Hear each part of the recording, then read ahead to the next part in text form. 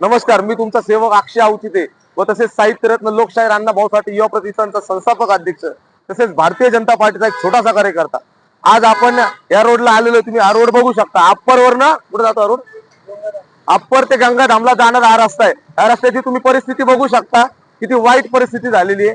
पीएमसीचे कर्मचारी इथं व्यवस्थित लक्ष देत नाही।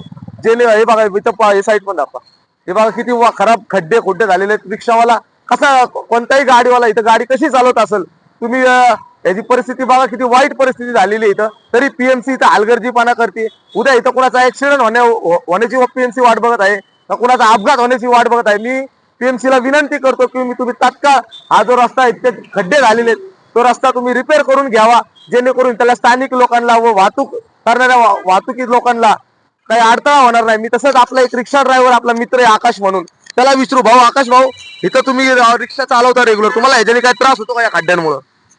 होता ना, खड्डे आहे ना, मोठे मोठे खड्डे। किती वर्ष आले असंच अशी परिस्थिती आहे?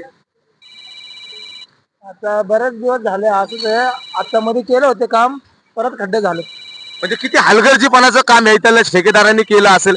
माझी विनंती आहे, जो कोणी ठेकेदार असेल ज्यांनी हे काम केलेले त्याची चौकशी करावी आणि हे काम व्यवस्थित परत पूर्ण करून देण्यात यावं, अशीच मी पीएमसी ला विनंती करतो आणि थांबतो। धन्यवाद।